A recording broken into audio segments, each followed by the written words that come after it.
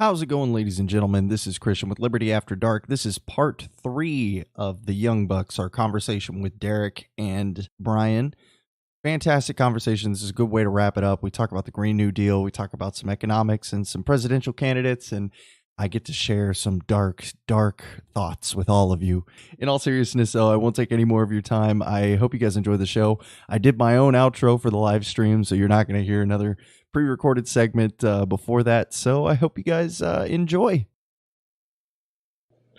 What were we going to talk about when you came back? Green New Deal? Oh, yeah. I'll let you go ahead and take it away since you proposed the topic. Sure. I want to see how you want to frame it. So, I kind of feel like the rollout was not very good. That's I will one way say, of putting it. yeah. Well, what I will say though is that, like, there's a lot of bold, ambitious goals, and some of it is scientists are already saying we need to do. Like, I don't know if we can have 100% renewable energy infrastructure in the next 20 years. Probably not, but we might as well try to shoot for it. That was a 10-year time frame in the original draft. All of that shit was in a 10-year time frame. I don't see it done by 2029. No. Yeah, no. That being said, I don't know, you can kind of view it from, especially from my perspective on the left, it's like, you might as well set your goals, like, pretty much beyond reach so that you can kind of meet somewhere in the middle. Because if you think about what we've had before this, when we talked about dealing with climate change, it's basically been people like Jim Inhofe throwing a snowball on the floor of Congress. So, I don't know. In some ways it's refreshing. In some ways I also think they need to start gearing up to be more realistic about their goals. Like, they talked about making air travel in the U.S. obsolete with high-speed rail. Like, it'd be great to have high-speed rail that, you know, I could go from Boston to D.C. in 3 hours. That'd be amazing. But, like, you need to also be realistic about that. You can't just snap your fingers and make that happen. Like, I want us to, you know, do better about carbon emissions and whatnot. And I mean, they have a point that when they call it the Green New Deal, you can do a lot of different programs with jobs and whatnot and create renewable jobs. There's more jobs in renewable energy than there is in things like coal. So, I don't know. Some of it I liked. Some of it is probably pie in the sky, but I don't know. We need some elements of idealism to deal with climate change, and we're kind of fucked. I mean, there's nothing wrong with idealism. I mean, I've described myself as an ideologue. I don't ever expect to see Ancapistan. If I see the beginnings of it, by the time I die, I'll consider that mission accomplished for me. But, yeah, that's possible. Who knows? Who knows? But, you know, I don't think it's going to happen in my lifetime. But, you know, I agree that, like, if you have a set of ideas that you believe in, you should be shooting for them, even if they are kind of fucking crazy. Like, if we tried to start I always say, like, if we tried to start Ancapistan tomorrow, it would exist for a day. So, you know, it's a process. But getting into the Green New Deal a little bit, before we start really digging into, like, the bullet points of it, you know, I don't have any problem with it being, like, a conceptualization. None of this is, like, hard or anything. It's just kind of a goal we're setting, blah, blah, blah. But I know this is so unpopular opinion in this group. Climate change is real. Okay. Climate change is happening. It's fine. I don't think it's going to wipe out humanity or ruin the earth if we make necessary corrections in a reasonable time frame. I think there's a lot of exaggeration. And there, even in the scientific community, it's not like tomorrow, if we don't stop the coal, everyone dies. Okay. we can really fuck the planet up. Don't get me wrong. True. We could make life a lot shittier than it has to be for a lot of people. I'm not saying that. It's already going to be a lot shittier regardless of what we do. Yeah. But that's the reason that, like, we should have been doing stuff 20 years ago. Like, we need to start doing something. Yeah, I think it's just at this point we're just pushing the timetable closer and closer the less we do. That's really all we're doing. Like, what is the point of no return? Yeah. I don't think we're not there yet. I don't, you know, we should talk about it seriously, Yes. though. Because Yeah. half the world's population lives near water. Like, it is going to produce some of the worst storms and some of the worst climate crises where there's drought, and probably will, by extension, make wars more brutal. Maybe wars for water. I don't know. We're just gonna have to deal with, and I don't know, migration for that matter is a huge issue. Like, we're already kind of. You see what's happening in Europe right now. Migration crisis. It's Yeah. gonna be that like times 100. I don't know. What crisis is going on in Europe? Immigration. Oh, yeah. Migration. With all the people that are fleeing sub-Saharan Africa, the Middle East, and whatnot, it's causing all sorts of just, I don't know, just very rough debate right now in Europe. There's the rise of the far right again. All sorts of things are just, going all over the place. So I don't know. I just look at climate change as something that's just going to exacerbate every other issue we already have trouble dealing with. And if you want to have a free market, you're going to have to deal with it too, because it's just going to wreck our ability to produce resources. Well, So yeah. in the long, it's got to be addressed. If we don't move to renewable energy, the resource war will be the last war in human history. That's been a popular opinion for like the last 50, 60 years. I don't have any issue with saying that the resource war will be when, if it doesn't wipe out humanity, it will be unrecognizable. So, because a lot of people are going to fucking die. Because at that point, you're talking about like survival of nations. You're not just talking about like, I want this territory. You're talking about people fighting for their freaking lives. Yeah, it's like, will I be able to feed this many people with what I have if I don't plunder over there? Yep. Basically. Yeah, and that's yeah. So we need to avoid that. And one thing that always I'm trying to do everything I can. We've got to break the nuclear stigma. Nuclear power is right in front of us, and even on the left, there's a lot of pushback.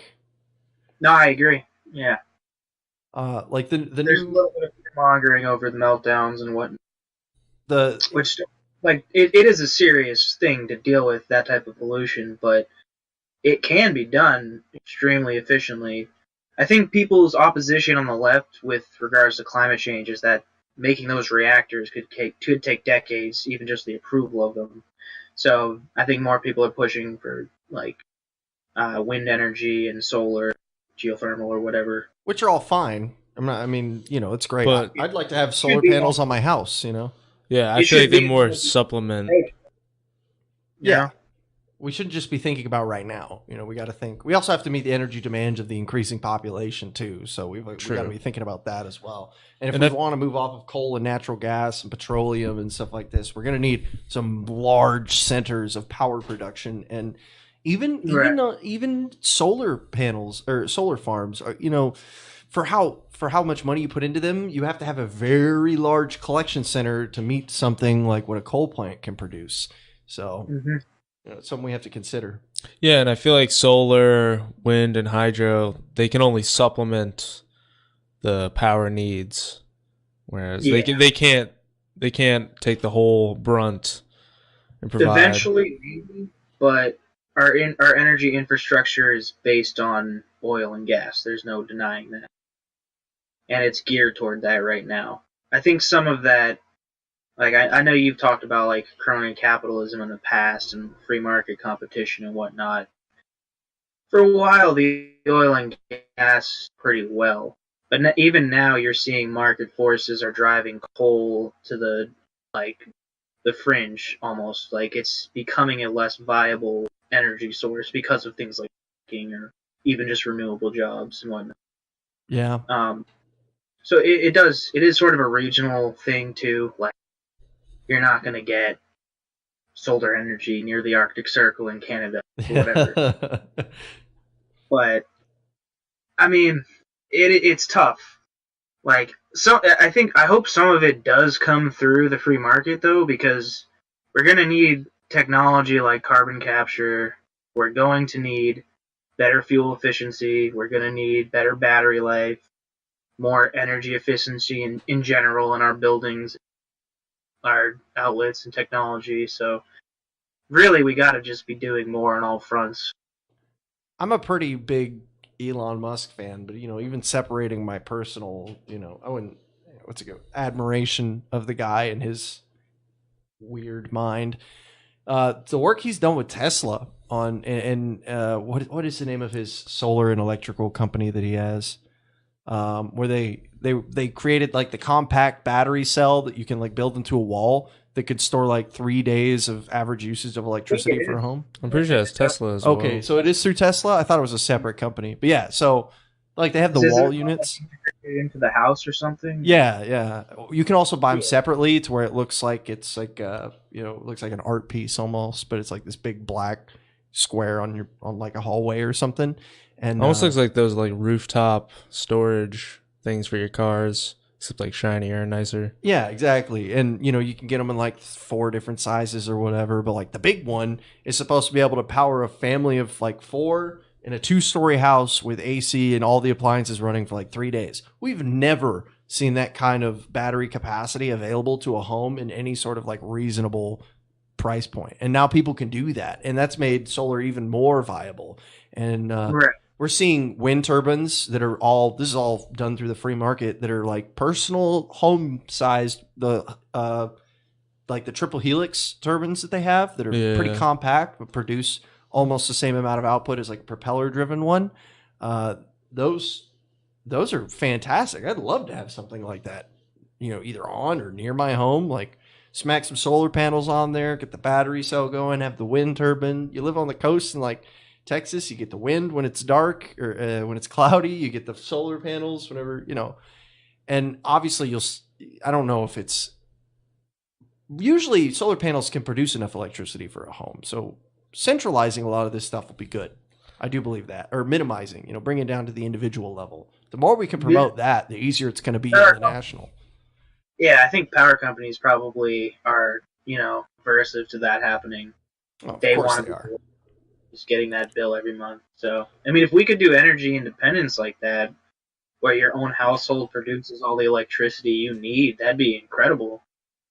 Like, that would be a pretty uphill battle dealing with utilities, but I think it would be worth shooting for. Screw utilities.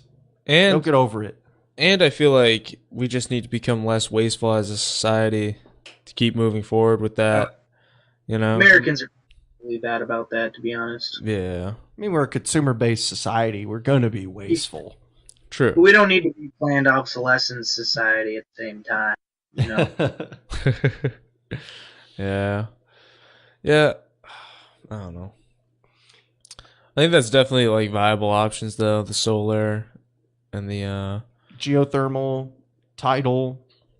I saw in some country they're using those triple helix wind turbines, and they would just put them on the highways in the middle barriers, and like just the wind from the cars passing would drive them. I was like, that's pretty brilliant. Smaller scale versions of wind turbines could, I don't know, I'm sure someone smarter than me has already thought of that and proved why that just wouldn't work, but maybe that could be like very cost effective way to do it. Who knows? They don't produce as much electricity. That's the issue. And you're kind of, I mean, really, you're kind of buying, like, if you're looking at just from like an analytical cost perspective, they're not feasible at the moment. But, solar panels are finally profitable, reasonably so, for, if you make a decent income, you can, if you want to invest some money into it, do solar panels and negate your electrical bill. You'll get paid by the electrical company, for fuck's sake. So, I mean, sure. I mean, not my family, but one of my friend's parents, he got like a big bonus from his work and they had money saved up, and he was like, all right, we're going to integrate solar panels. And now that we can do solar tiling, wow, like that's a big deal right there. You can interchange out specific cells if they get like damaged or something like that. Like that's a big deal towards building renewable homes. Definitely. Oh yeah. Yeah. So, and it's just going to get better over time. It's just going to keep getting better. It has been. When we were kids, like, solar panels sucked. Let's just be honest here. Like, pretty much NASA used them, and you had like the first farms building up, and even the technology has improved so much that the first generation solar farms are having to be replaced because the new solar cells that are coming out are so efficient, it justifies them essentially rebuilding the entire farm because they'll make that much more money off of it. Wow. So, as the technology progresses, it's just going to keep getting better. But we need these fucking thorium reactors, for God's sake. Like, they're pretty much, you have to, like, purposefully sabotage them to make them go critical. And, like, there's no reason we shouldn't be putting money into it right now, except for the fact that, like you were saying, it's become so difficult to implement because of the fear surrounding it. The first demonstration of a thorium reactor was a simulation of, it was like a model. It was like a simulation of what would happen. And basically, like, the salt plug melts, it all falls, and it all gets neutralized, and then all you're out is the thorium, which, yeah, okay, thorium's expensive, but going critical versus, having to buy new thorium, I think I know which one I'd pick if I was the company, so.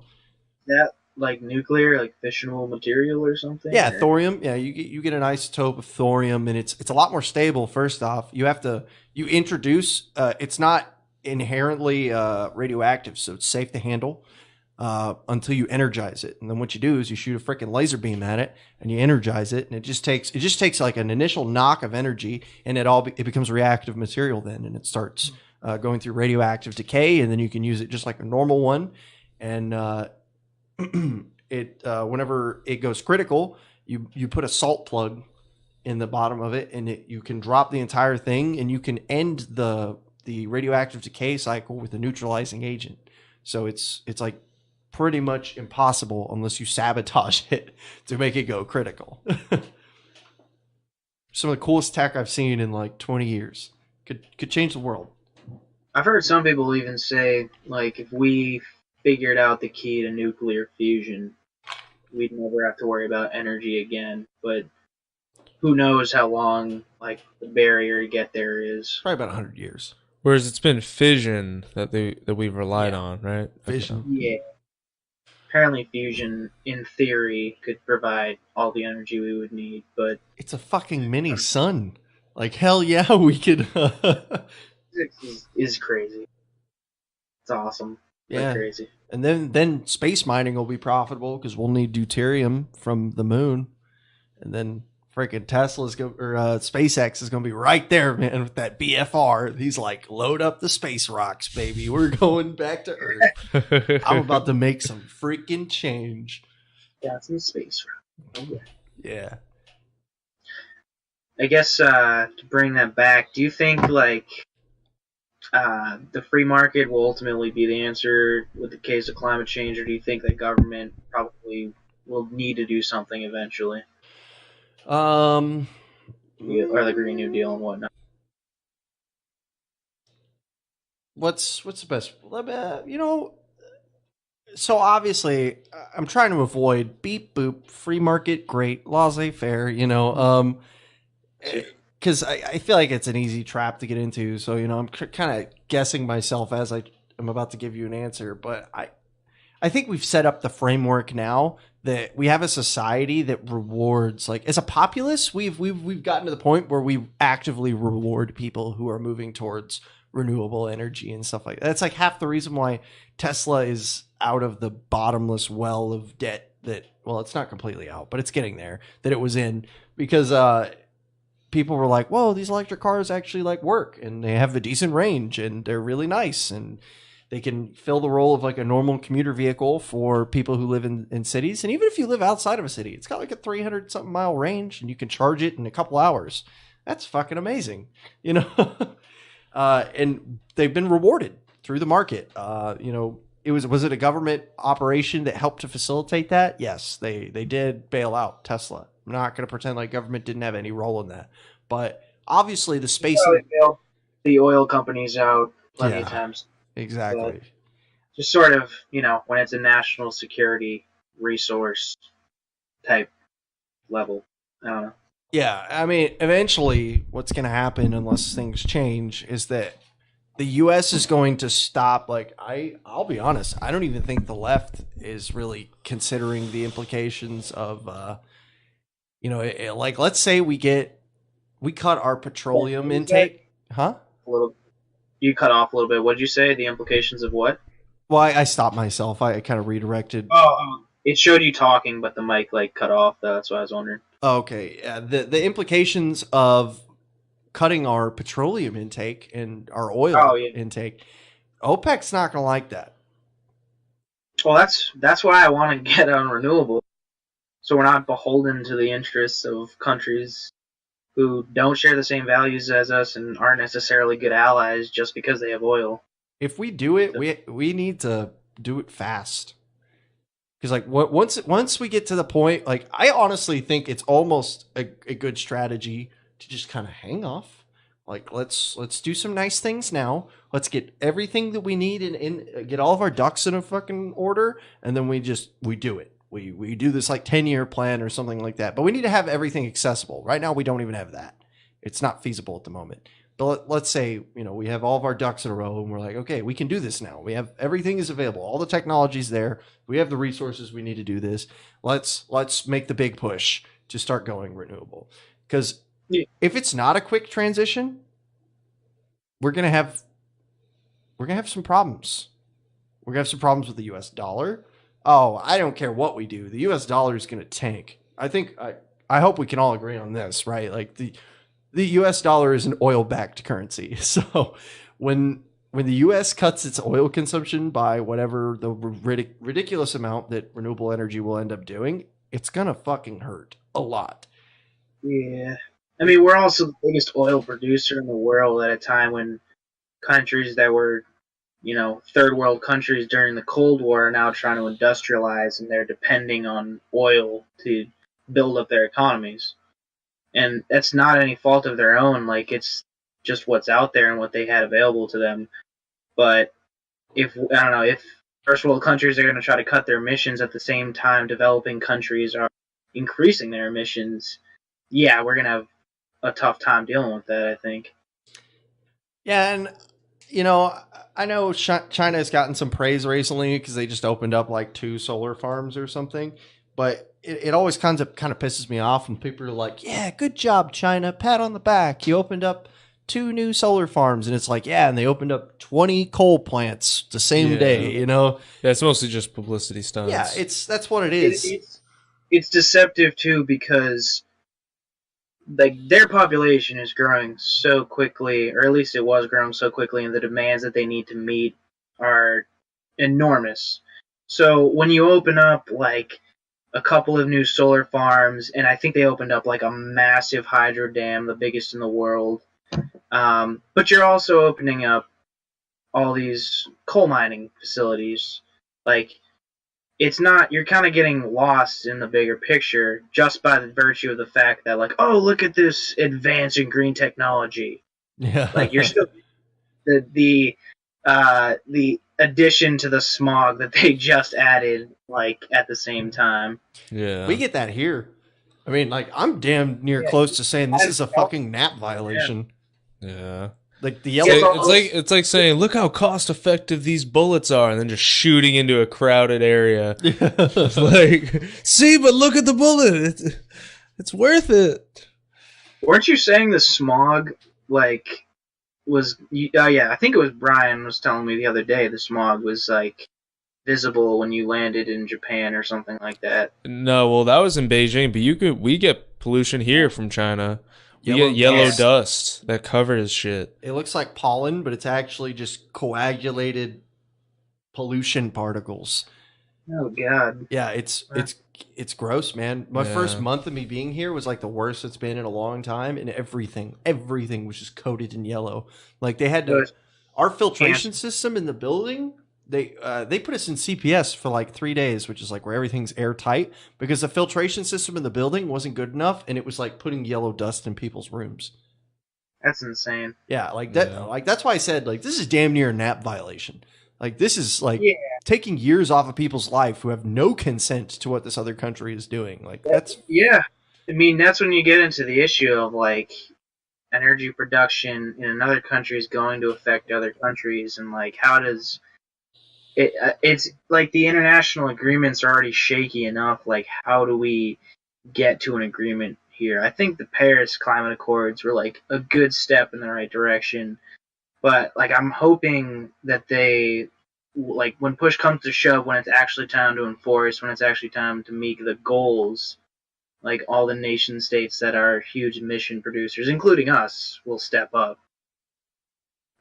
Time will tell, I guess. Well, we're not even Yeah. remotely close to the UN's projections they put up in like '08. We compared to what they wanted from us, we haven't done anything. But I mean, so my biggest complaint with the Paris Accords, like let's just pretend that the entire U.S. all unanimously agreed, like we need to do the Paris Accords, and we signed up for it. None of it's binding.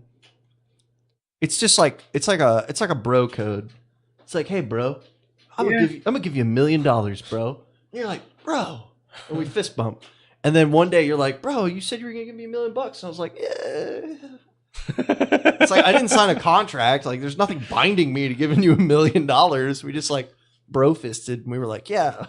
You're like, oh, you're so great, and I'm like, yeah, I know, I'm great. I signed. We did the bro code. That's basically what the Paris Agreement was, which is my biggest criticism.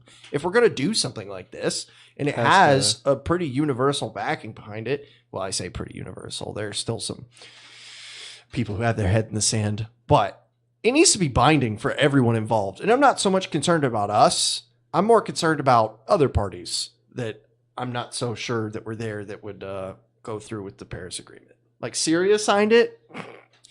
North Korea signed it, I think. Yeah. They can't even build fucking roads. Like, I mean, you expect these people to... I think the least you could say is it's like a public acknowledgement from like international consensus that this needs to be dealt with, and we're gonna do something about it. That was the UN agreement too. That was all voted on. And that's the thing. Just like the UN, it doesn't have like teeth. It's not going to necessarily be enforced just by people's own goodwill. So I don't know. I forget the specifics of like the Kyoto protocols. Do you remember that when I think Bush rejected those? Yeah. I forget what that was exactly. Something to do with climate change. So, like, there's been attempts to do it in the past. Like we've kind of said before, some of it will have to be the market incentivizing it, but internationally it is an open question. So, hopefully we get our shit together, but... Yeah. I want to talk about... So, let's talk about this whole... I haven't seen if it's in Bernie's... because he put out his version of the Green New Deal, right? It had some changes, some tweaks. Time frame was different. Kamala Harris pretty much made a statement that was like, yeah, something kind of like that a little bit. And Elizabeth Warren was like, me too, because that's all she does. But fucking Pocahontas. I like how everyone was like, she's gonna be the front runner, and now she just like runs around behind people, and she's like, oh, I'm gonna do that too. Kamala Harris will be like, I'm going to like erase racism. And then Elizabeth Warren's like, oh, so why? Vote for me. I'm like, that's not how this works, Oh, yeah. I like Elizabeth Warren. I just don't know that she's like the type of leader that we need right now. Like, I don't know. It's just it's not very inspiring when you hear her try to talk about stuff. But at the same time, like, she's been a good progressive champion in a lot of people's minds, and she's done a lot for like consumer rights protections and whatnot. But she's just not the one to be the front runner, I think, in a lot of people's minds. So yeah, I think Bernie's like, if I had to make a bet right now, I bet Bernie's probably gonna win. I think so. I think Kamala Harris is going to get the nomination. Really? I hope not, dude. I think she is. I think people not. Well, the only reason I don't think she is because a lot of people are seeing her like a Clinton 2.0, and we went that route in 2016. The Democrats got whooped, and they know that it's not going to appeal. And it's weird, too, because Kamala's kind of doing what Clinton did, where she'll offer some concessions to the progressive elements within the left, but not really wholly embrace it. And people on the left also know what her record looks like, and they're not gonna fall for that. Yeah. Like they're Prosecutor, probably, you're pretty much screwed on the left if you were a prosecutor. yeah. Well, and just that she was the Attorney General of California is that some of the stuff that she did, like, and some of the stuff she was okay with was awful. Like the civil asset forfeiture, the 3-strike laws, like not laughing at someone asking if marijuana should be legal. Like you are supposed to lead on those issues as a leader in the Democratic Party, and you're completely dropping the ball. Yeah. So I don't think she'll be the front runner. I really hope not. She seems to have the establishment backing, but And well, if the last election has shown us anything, Bernie had an overwhelming support among registered Democratic voters. He should have been the nominee. Yeah. He probably would have won. he probably would have. The polls were great against Trump in a head-on-head. I think Bernie polled better against Trump than even other Republican candidates in the primary. And certainly better than Clinton and O'Malley. Who was the other one? Jim Webb or whatever. He kind of dropped out early. But, if I have to pick between a Bernie and a Kamala Harris presidency, I'd pick a Bernie presidency. Yeah, 100%. Would you pick Bernie over Trump? Yes. Yeah. Yeah. If I just had to pick between those two, I'm not doing Trump again. Yeah. I'm not doing Trump again. Fuck Trump. Even if you don't like Bernie's social policies, what I think a lot of people on the right did support him for this reason and ended up voting Trump was that they thought that he would rebuke the establishment and actually shake things up and put a stop to corruption, which Trump, to his credit, said he was going to do, but instead of draining the swamp, he kind of just filled it back up. Yeah. Yeah. So, I don't know. I think Bernie says what he means, and hopefully, if he does get in office, can do something about those things at the very least. Like that'd be a good legacy to leave. Is like correcting things like gerrymandering and big money, dark money in politics, and like all the things that are just corrupting. And maybe he can fix healthcare. Who knows? Maybe he'll fix climate change. I have a big. From my perspective, it's worth the risk voting for him. I have a lot of issues with Bernie. Not even going to pretend like I don't. I think he's an establishment politician, but on the fringe, he's call him establishment.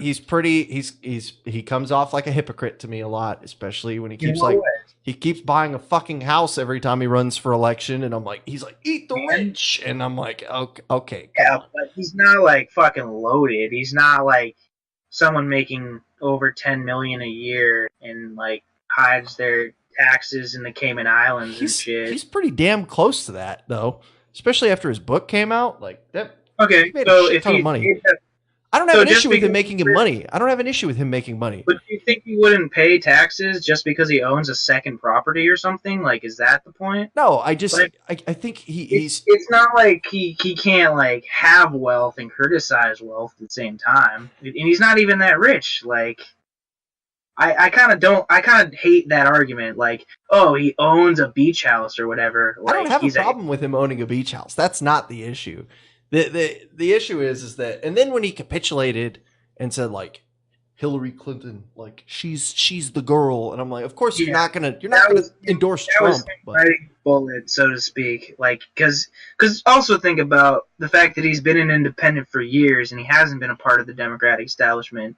If he doesn't come out and support Hillary in 2016, he is going to be painted as the guy who made Hillary lose, gave Trump the White House, and he still gets painted that way, even though he was flying around, admittedly on a private jet, to go support him in 2016 But it's like, I don't know. Like, there's only so much supposed to do in that situation. The DNC screwed him. They did. I think they're going to screw him again. Probably. They're already trying to. The town hall, apparently, that they had recently was, like, rigged with people that were members of lobbyist groups and whatnot that were pretending to be. It would say, like, former biology professor, and didn't include that her current job is, like, a lobbyist in Washington or whatever. Like, what? People are going to find that shit out if they do the digging, and people always do like, the digging. It makes you look bad. They don't care, though. No, I mean, and that's why I think we're going to get Kamala Harris. I think Bernie's going to do fucking amazing. He's going to have 2 birds land on his podium this time. People are going to lose their goddamn minds. Like it's like he's going to. Hindsight's 2020, right? Yeah, we'll see. He'll stick his finger out and he'll sing the song of the Bolshevik Revolution and all the flocks of screaming eagles. Yeah. And everyone's gonna lose their fucking minds again. And you know what? Good on him. Good on him. I'm glad you could have somebody that you can get behind. And I'm not gonna lie. When I saw fucking that bird land on Bernie's podium, I was like, "This is President of the United States of America right here. Like, this is over." Now it's just gonna be a bald eagle that lands on his shoulder. Yeah. And Hey, did you see the clip where Trump got the eagle, almost- yeah. What happened? It almost That bit was his a fucking metaphor. finger off. Really? That's not a metaphor, then I don't know what is. Right.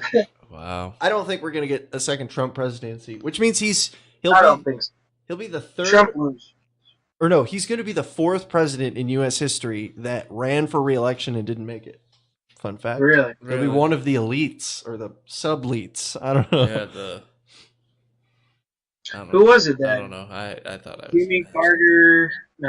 I had the list somewhere. I was looking up presidents because I made a joke. I can't remember what the guy's name is, but I was like, best president we've ever had in United States history was whatever his fucking name was. But he was the guy who got the flu during his inauguration speech.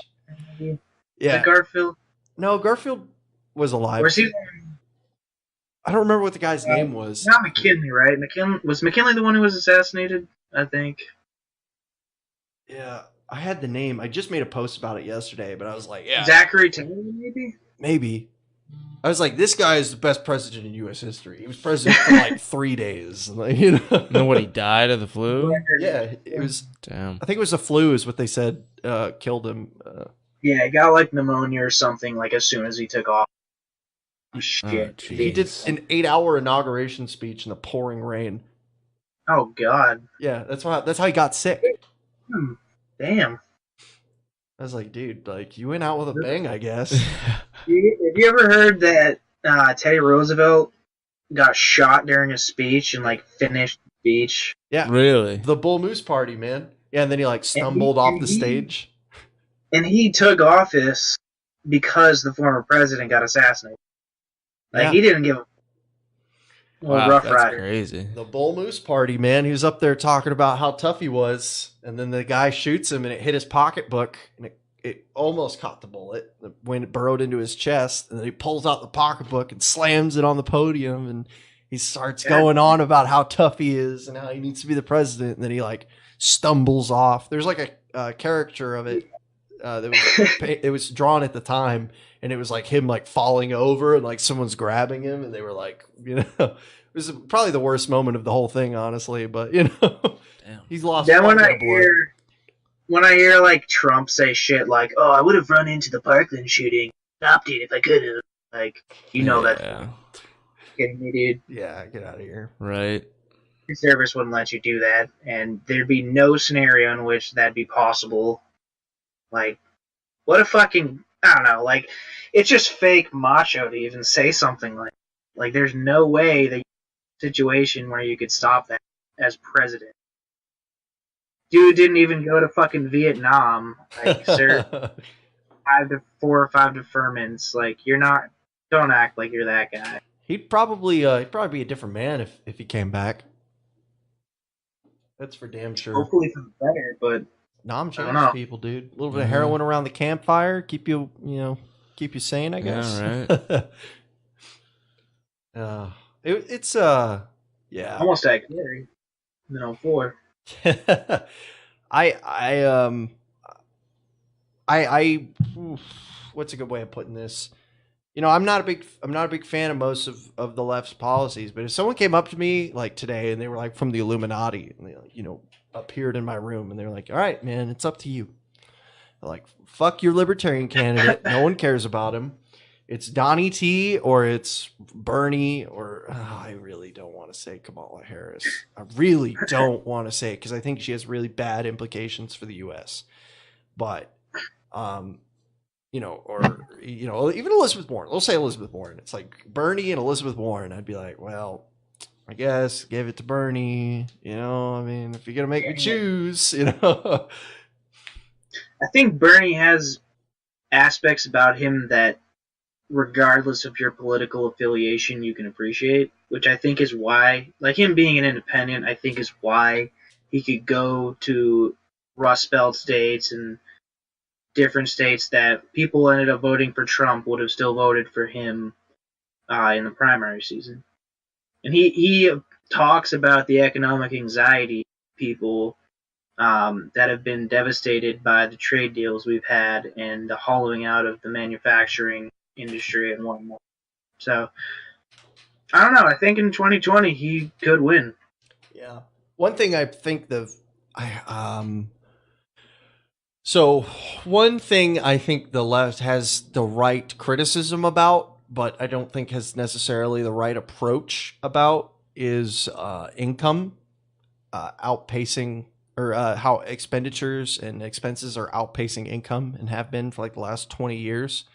And interestingly, I kind of made this correlation like out of nowhere. It's really not been the last 20 years. It's been like the last couple decades, but it was pretty much like right when we got off the gold standard was when when Nixon took us off the gold standard was when we started seeing the rise. And you know, to be honest, there's so many things that happened in that time period that I can't pinpoint exactly what it was that did it. What's up? Like stagflation and all that crap in the 70s and 80s. Yeah, exactly. You know, you got your gas crisis, you got your bubbles, and you know your all this crap, and you have more protectionist styles of running businesses now, who are you know more concerned about accumulating wealth and retaining wealth than they necessarily are about the future of that wealth. And I think that is an issue. That is an issue that the free market has had real problems fixing, and it doesn't seem to be changing anytime soon. I guess the point I was trying to make was that in the left, a lot of people are noticing, and a lot of politicians like Bernie are talking about how wealth has been concentrated, the top 1%. I'm sure you've heard that ad nauseum on 1% on the 1%. 1%. Like, all that shit. But it is true that like corporate profits are now at an all-time high and are doing better than ever, probably largely because of things like the Bush era tax cuts and now the Trump tax cuts. And wages have stayed stagnant since the 70s for most people. And cost of living has gone up and all those things. And when you factor it all in, a lot of Americans are living paycheck to paycheck and don't really have savings. So Bernie and a lot of others want to change the system in a way that upward economic mobility is a possibility. Because right now, it's really not. Like, a lot of people just stay stuck where they are. And things like student loans, even. A lot of college graduates can barely get out of that hole. I definitely feel their pain right now. Yeah, I got like a year and a half, and I'm like $16,000 in debt from that shit. Oh my god, it's rough, and at times it feels like a scheme where like people are just getting richer off of things that you know need to be done, like work that needs to be done, education that needs to be obtained, and whatnot. People just get richer, and the I don't know, the essential function of those things seems to be lost now. You go to college to get an education and get a good paying job, and you know start saving. You go to get a vocation, you get a trade, you start saving. And today's economy just doesn't reflect that at all for most people. And it's all well and good if you're, you know, making six figures and you don't have to worry about that, but you can't ignore the fact that people are dealing with that every day. And like, how do you raise a family? How do you, you know, buy a new house? How do you do any of the things that Americans did 40, 50, 60 years ago without question? Like, it's just becoming harder. So I think the left is moving towards progressive vision where they're just trying to revamp the system completely, both in terms of stuff that we kind of agree on, like legalized corruption and like corporate PAC money and whatnot, and also just sense of economic justice too. Yeah, there's a lot to unpack when you look at stagnant wages. I don't pretend like they don't exist by any means. Uh, Wage stagnation really hasn't doesn't really add up whenever you look at burgeoning sectors, and especially in high demand sectors like tech. Which is why, if I'm smart, I'll go back to school and I'll get a tech degree. But I'm probably not going to do that. So, because that's the industry that you can't hire people fast enough. Everybody's wages have been pretty generally increasing at a reasonable rate, and it's been a good industry to be in. So there are obviously exceptions to the rule, but we also have a lot more low income, or what are defined as low income earners, than we've had in the past, which is definitely not helping our per capita income rates. And it's, these are all factors that you have to consider. But yes, even the $100,000 earner that you're talking about, their wages should, let's say they're making $100,000 right now. If it were to reflect for, if we look at a similar or same job 30 years ago, it should be probably closer to, $120,000, $130,000 if it kept up with market forces. So I don't really have this is something I wrestle with, this defense, a couple other things are something that I don't really have an answer for in a laissez-faire system. I just kind of, unfortunately, the only thing I can really say is be nicer, treat your people fucking right. And, you get to some potential arguments with the NAP whenever you start talking about how, like, if someone produced a certain value and weren't appropriately compensated, there's like a property argument to be made there, but that's very esoteric and it doesn't usually go places. Too. It's tough to answer that question, like how much is my labor worth? Yeah, exactly. Like, job valued at. It's like we came up with something the other day, and it was like, in the modern medical sector, if, like, let's say you were like a burgeoning young scientist, and you worked really hard and you came up with the cure for cancer in grape flavor, right? And, you present it to your boss and you're like, oh my God, I found the cure for cancer. And they're like, great. And then they hand you your paycheck and then they make billions off of their cure for cancer. And, you should probably be compensated for your curing of cancer. I just don't see that happening today. Honestly, they'd be like, wow, thank you. The mega $1 million pharmaceutical company that I am appreciates you making us even richer. And yeah. I'm glad you acknowledged earlier the element of like corporatism, because I think that's kind of something the left worries about, and could be why you're seeing people like Bernie, rise. And yeah, corporatism is not capitalism. It's not. It's tough to have like a truly free market. It's a consequence of a misguided use of capitalism, just like cronyism and all the other forms of capitalism that no one likes. But it's not. Whenever someone sits down and says they like capitalism, they're not talking about, or at least if they're a good person, they're not talking about cronyism. They're not talking about corporatism or any of this shit. So.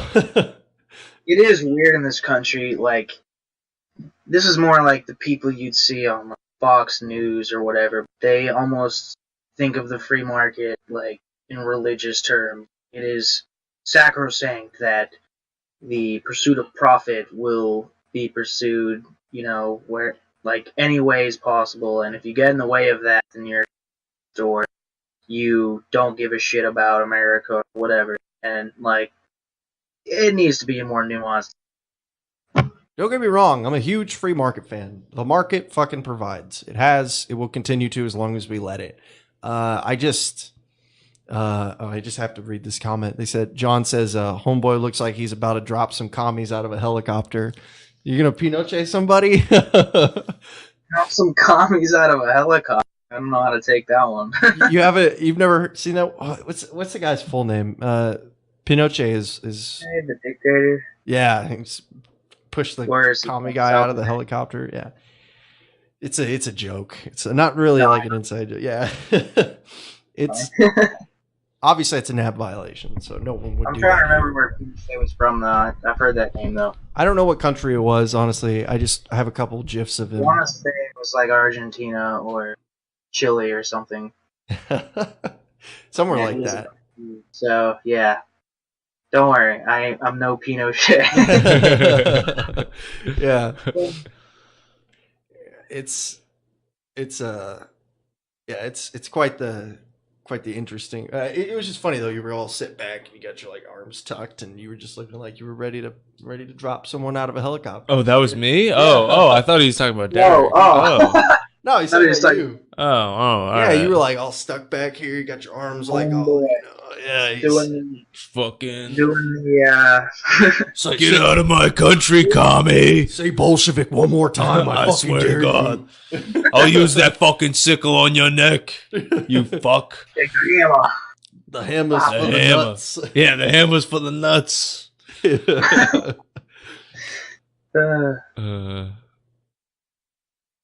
Yeah, no, I made this all in good fun. Yeah, I know you did, man. I 100% understand. It's I think I'm just tired and hungry, so I was kind of lost. I was like, yeah, we'll start Pinocchio, wrapping huh? up here. I just wanted to throw out there that, you know, I'm a huge free market fan. Market provides blah blah blah, beep boop, libertarian talking points. So I'm not sitting here at all like we need socialism. Like, no, sorry, it's gonna take a lot more convincing to get me there. But it's the bloodlines provide. God damn it! Don't even give. Even you have to be like, come on. That was What? that was a bad moment for Bernie. That old quote of him where he's like, bread lines aren't that I think bad. it was taken out of context. I think the point he was making that is if people are starving, then giving them bread better than doing nothing. But obviously, you don't want a system where the state controls every industry and the free market is completely stifled, and you don't have good access to goods, and like things aren't allocated well with the resources. I think people think most guys are joking. Like, he was actually like a communist, not like, oh, democratic socialism, communism. I don't think Bernie's ever been like His bold. his you early want- years. Yeah, I mean, he was a communist. Well, so what he's advocating for right now is Russia was doing in the 50s. No, yeah, I totally get that. This is different. I 100% understand. This is not communism. It's socialism. There is a Right. difference. I actually, But he was a communist, you know. I will say that him like hammering home the way democratic socialism. While I get what he's trying to do, like he's trying to change the perception of what socialism in general even means, and I think that is a conversation that needed to be happened, especially considering the Red Scare and all of the BS that everyone believed about social programs, even when they lived in a country that's had the New Deal since the 40s, 30s even. So at the same time, he doesn't need to like lean on that crutch all the time. He is still technically in favor of the free market in most cases. He's just advocating for social programs to fix elements of the free market that don't get addressed that well. Real quick, I know you're a college student. We'll just go through this one real fast. Well, actually, we'll start with you. I want to get your opinion on this. I don't think we talked about it yet. Free school. 3, 2, 1, go. No, I think all schools should be banned. And Ban assault schools. Yep. And the only schools that should be allowed are dental schools because gingivitis is ruining our country. That's good. Berman Super 2020. Yes, I'm Vermin Jr. Zombie energy, baby. Zombie energy, man. Everybody gets a horse. If reincarnation is a thing, I hope he comes back as a genetically modified pony with a unicorn horn. Oh my So- god, that'd be fucking beautiful. Yeah. But go ahead, man. Take it away. Give me your like 5-minute down and dirty on education. Sure. I guess the take I would have is that I'm not really opposed to the idea of like free tuition at public universities, and obviously you can't do it at private, but it seems to be a progression we've had in education in the last couple centuries where you've gone from only those who could afford it got education to it's a public good and should be provided, and the extent of that got to the point where you get it through high school. Now we're in a position where the cost of a degree is way higher, and even the effectiveness of a degree for, getting through the job market, It's all-time low. yeah, isn't as good as it used to be. So providing free college tuition to encourage competition for young people trying to get jobs might be a good thing, and also lessening the debt that they're going to have afterwards. I'm not sure it's going to be the panacea for problems with education that we have now, but I do think it's done or at least proposed in the right intention. So I don't know. I think it could be the next logical step for. Well, I think I would feel more comfortable backing like just more funding for kids who clearly show the effort that like they deserve the money. oh yeah, Whereas like, cause especially me coming out of high school, fuck, I wouldn't want me getting college for free. I'd fuck off and just do drugs and try to fuck as many college chicks as possible. it colleges and be as competitive as the other people, right? Yeah. Like you're not getting into Harvard just because there's free tuition. Well, that's that's not an example. You're not getting into UMass, which is becoming even more competitive with without having good grades. True. So It's I don't know.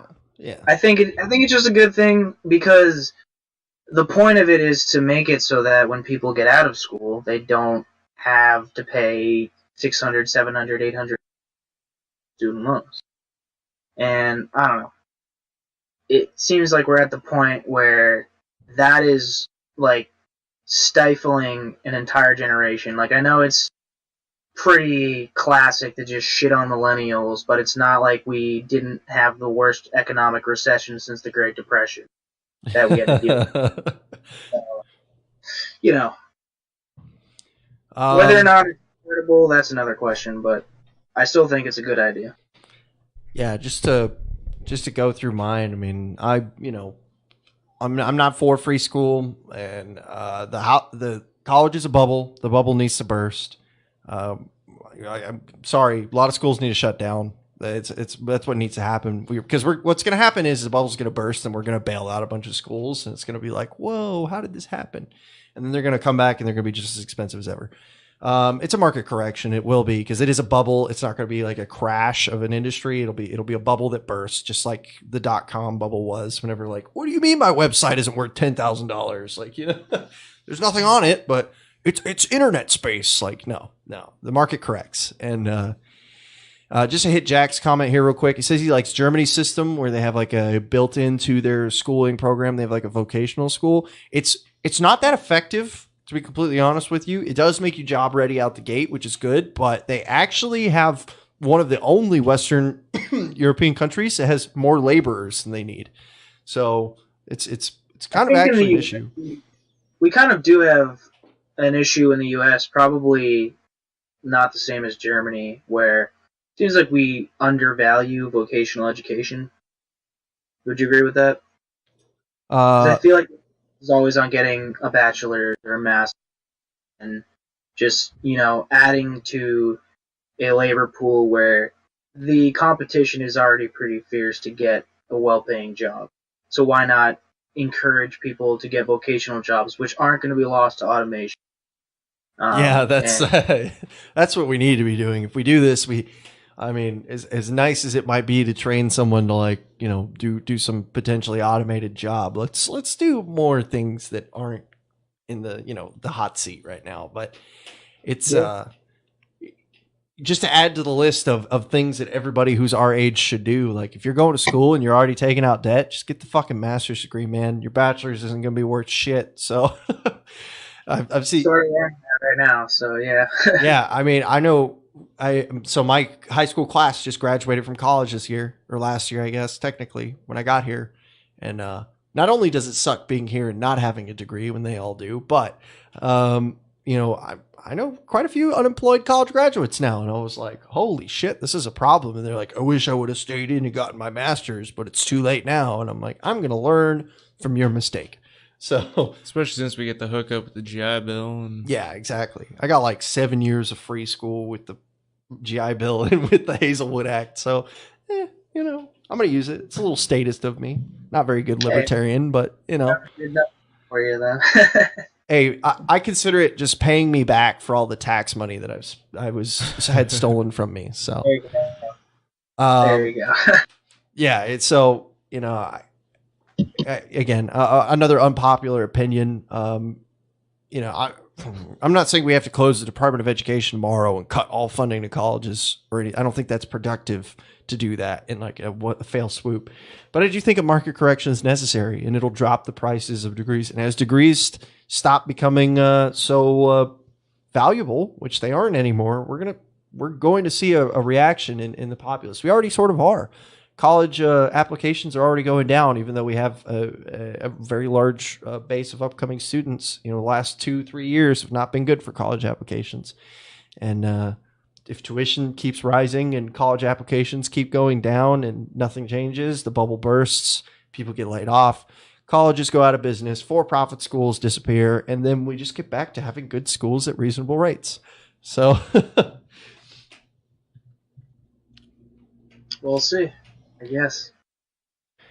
I Yeah. hope they fought schools better for, you know, public education too, because I know there's been that debate over charter schools or private schools and whatnot, but it seems like most people go through public education. It should be well funded. That's just my view.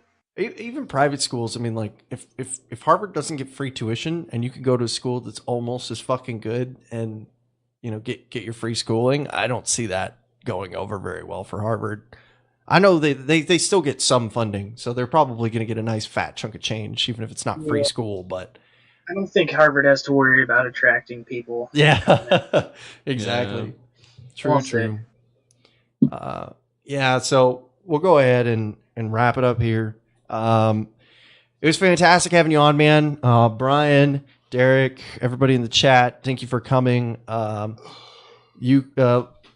This is, well, probably be like episode 10 by the time I get to editing this, or 11, something like that. But if you guys haven't seen the show yet, it's Liberty After Dark. You can find us on iTunes, YouTube, Spotify, Google Play, iHeartRadio, Stitcher. If you name it, we're pretty much on it. SoundCloud. Are we're you there on too. MySpace? No, we're not on MySpace. Oh. Sorry. You gotta get on. Yeah, so we got a Facebook page. Like the Facebook page. If you enjoy the show, please go to iTunes or your favorite podcast provider and leave a 5-star review. That'd be fantastic. I think we need like 5 more before it'll start posting what the reviews are. So I'd appreciate that. That helps people find the show and it makes it look better too. So we can all grow this thing together and get more people on and have better content and all that jazz. So I don't think I really have anything else for you guys.